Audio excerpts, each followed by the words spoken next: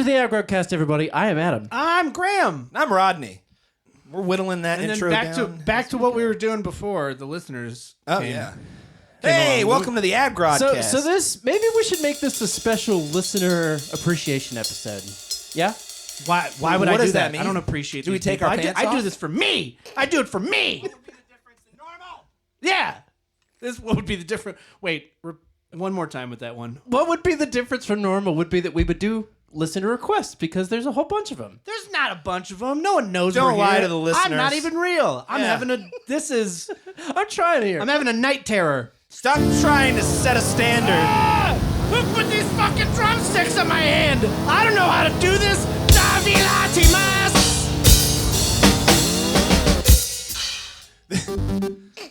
I've been possessed by a demon named George. George the Demon. You know, actually, funny story. In our family tree, before my grandfather, who was named George, there was 6 Georges.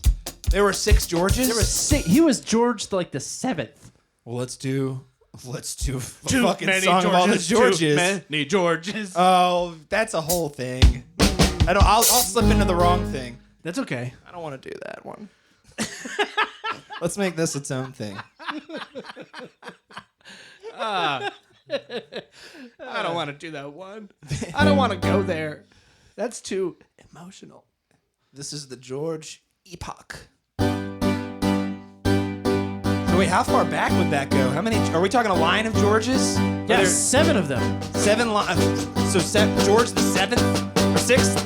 My grandfather was technically George the 7th. Holy shit. All right. Well, a long, long, long time ago, there was this guy named George. Didn't you know he was a pretty cool guy? He did everything that he could to get his wife a wedding ring. They had a kid, and he thought to himself, what should I name this thing? And then he said, I'll name him after myself. George, that white, the George Jr. That was the George before. And George Jr. went to junior high school, and he met a young girl that he thought was really cool. So they stayed together, had another son. He thought to himself, what name will be fun? Well, he said, how about George? So he named him George once more. George III was a little turd, kind of a dickhead, but he soon learned. He found a wife fresh out of school, but then he had to go to fight in World War II.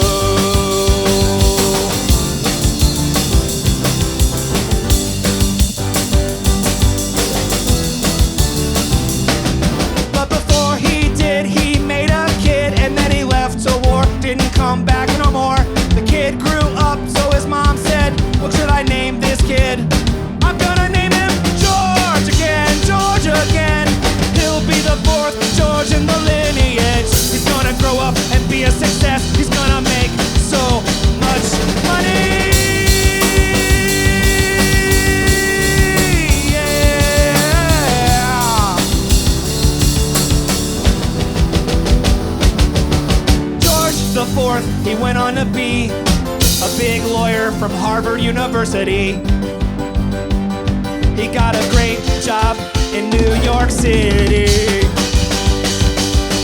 Became a big success. Then he found a girl and had some sex. And then he made a boy he named George. George the 5th did not do as good as his dad did, but that's okay. He found a wife anyway, and then he passed his gene on to George the 6th, who's kinda mean. And he had one and named him George, and that was 7, but there was no more. George was done giving out his name. He turned around and named them some other name. I think it's Tom! And Jimmy and Linda. Oh shit, I'm sorry! I didn't study your family tree! I should've looked at Jimmy and Linda. it when you gave it back to Tommy me. and Jimmy and Linda. I think you're giving away all their personal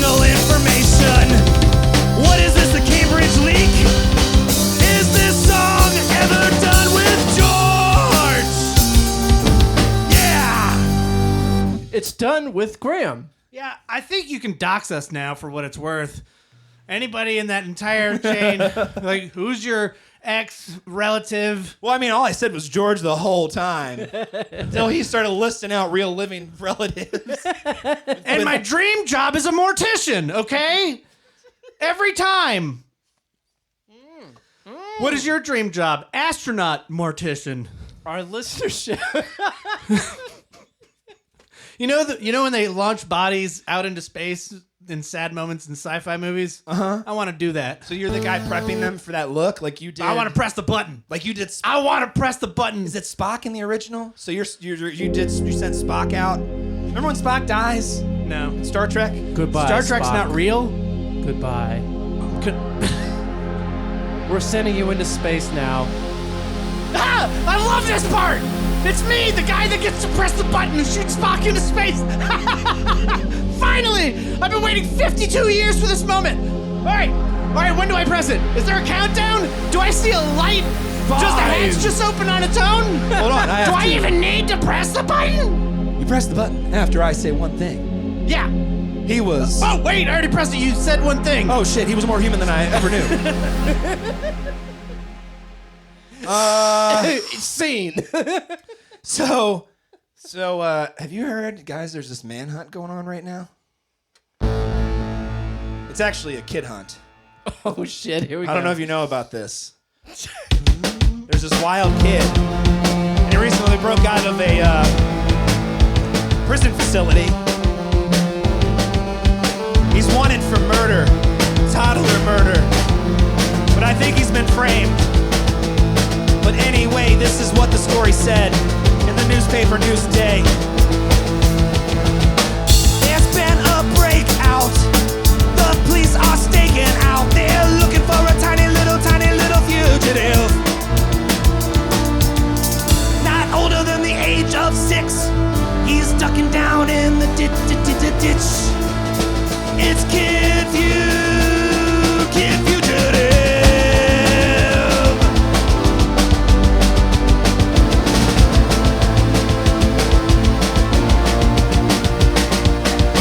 He said that he was framed, sentenced to a 10-year slammer day.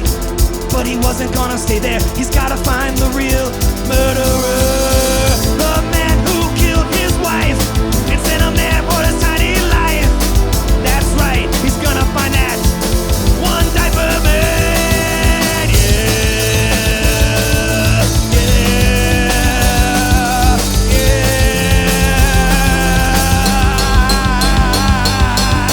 Well, they sent out a U.S. Marshal. That's right, Tommy Lee Jones.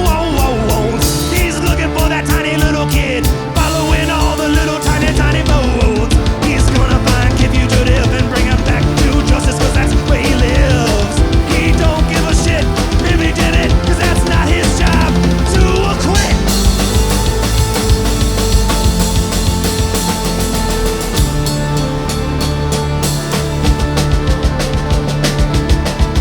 What they didn't take into account was Kid Fugitive was smarter than that.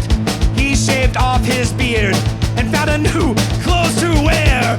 And then he found a trusted friend and he said to him, I didn't do it in the end. I need you to help me mend my reputation so I can lend a hand to this crime investigation to find out who's gonna do the time. Cause it's not gonna be me, not Kid Fugitive, cause I'm gonna live free.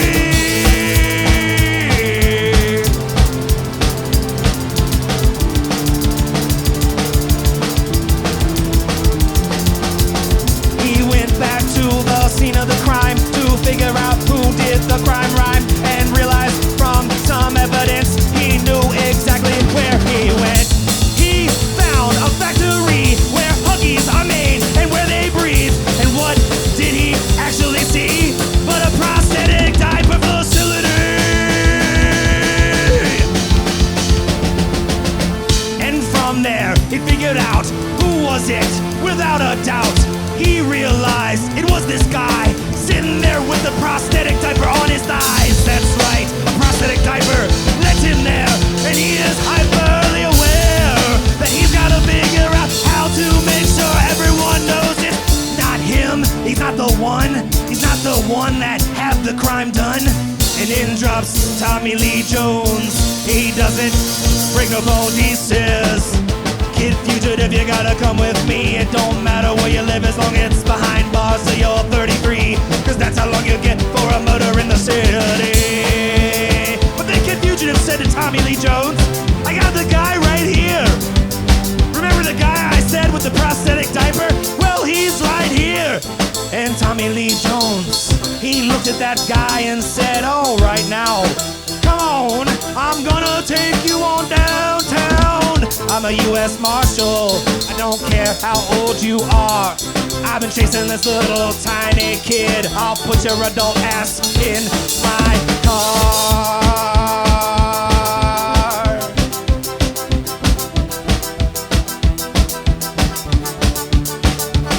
So Kid Fugitive was acquitted and allowed to live freely in the city of L.A.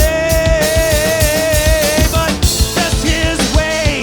He's gotta be running for days. So he held up a 7-Eleven, and then he said, I'm Kid Fugitive. Yeah, what a badass little child. Ow! And then he goes to prison. We got caught again? But this time, it's not for crime. He's been sent in by the FBI to try and record some bad shit so that bad guy don't do it no more. That's right, Kid Fugitive's on our side now. He's gonna use his powers for good, that's right. But you can't let anyone know that he's got a microphone in his diaper so tight. Oh, yeah. It's my nap time, yeah. Wait, I thought this kid was 6. Why does he? Because he doesn't give a shit. Or he does. So this, the 6-year-old kid shaved his beard, takes naps. Yeah. I'm so It's confused. a very confusing life that this child leads. Kid Fugitive. But you know what? How are we doing on time, Adam? Just out of curiosity. We got. We're 13 minutes. We're 13 minutes in. So Ooh. do the math. Perfect. So, boys do grow up. They grow up into people. Like, this one particular boy, the boy who would be Sting. Oh. As in who? As in both. Explain for the listeners. As in both Sting, the lead from The Police, and Sting, the wrestler. They used to be one person. Here, I'll explain in the story. Just so everyone knows who we're talking about, though. All right. Are you even listening, drummer? Yeah. Yeah. Whatever. Wow.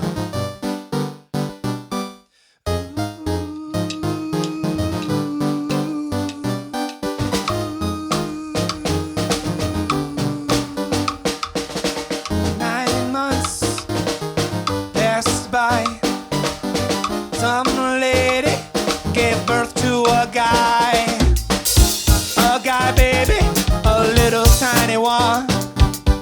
Some would say it was her tiny firstborn son. Well, that tiny little thing would become Sting. But before he became a singer or for wrestling, he had conflicting minds with inside. Didn't know if he wanted to sing a verse or throw a guy against a turnbuckle and punch him with a knuckle, give him a leg drop, or sing some Cincy pop. Yeah, Sting didn't know which way he should go, cause he was so good at both. So he thought, why not try it? So he was debuted as a wrestler in his local town. And when he took that opponent down to the ground and pinned him for a 1, 2, and a 3, then he started to do his #1 hit off his CD. And things went pretty well, things were pretty smooth. But then one day wrestling got in the way of his groove, and Sting didn't know what he was supposed to do. That scientist came on through his window and said, "Hey there, Sting, I'm liking everything, but you can't focus on more than one and be the king. You gotta make a choice. Are you gonna use your fists or your voice? But maybe not, 'cause I've got a crazy thought. I'm a scientist, and I've been working on a split ever since I saw that episode of Steve Urkel when he did it. If you know what I'm talking about, you start to scream and shout. We're gonna make two of you, one each without any doubt." And the weeks went by, and the scientist tried, and Sting, as patient as he was, the scientist needed more seconds, and Sting, he learned about tantric sex while waiting. Sting, I've got great news. I've perfected the science to make two of you. Come on in, let us begin. Did you drink any water in the last 24 hours? Have you had any meat in the last 6? That's okay, you might shit, but no way. Get in the machine. Let's make a split screen.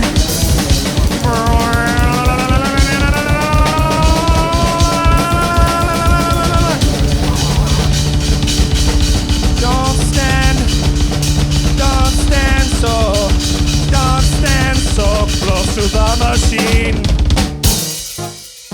And after a great whir and a bright light blur, the smoke came out, and on stepped down a muscular man standing 6'10", with scorpion paint from his forehead to his chin. Oh my God, what have I done? I created the second son of God. That's right, it's Sting, the wrestler that's gonna fight tonight on WCW. He's gonna be the champ. Yeah, I'm so amped. I'm dropping the whole income on that shit. Ooh, what's this?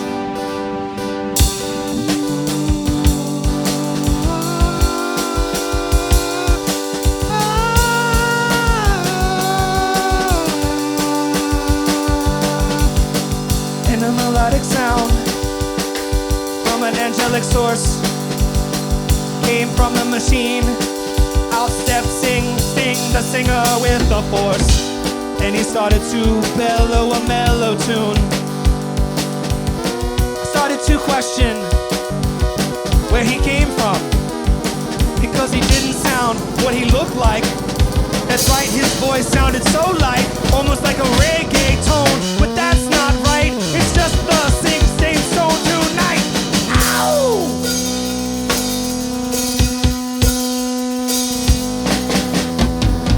And as the story foretold, that both would achieve a gold, one a record and one a belt, but they had to separate themselves to achieve what they believed and knew they could, and they would, just like they should.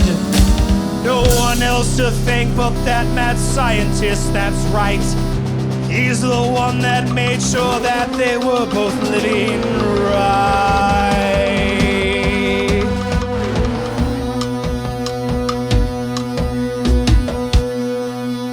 Believe in science! Believe in science! Believe it! It will save your life or create two stings. It will create two stings. Lord of the Stings. That should be next episode. I love that. Yeah. Okay. Damn. Lord of the Stings. Gentlemen, we have 20 seconds left. What should we do? Not enough time for Lord of the Stings. No. That's at least a 12-hour long. Whisper to them so they don't know. Whisper.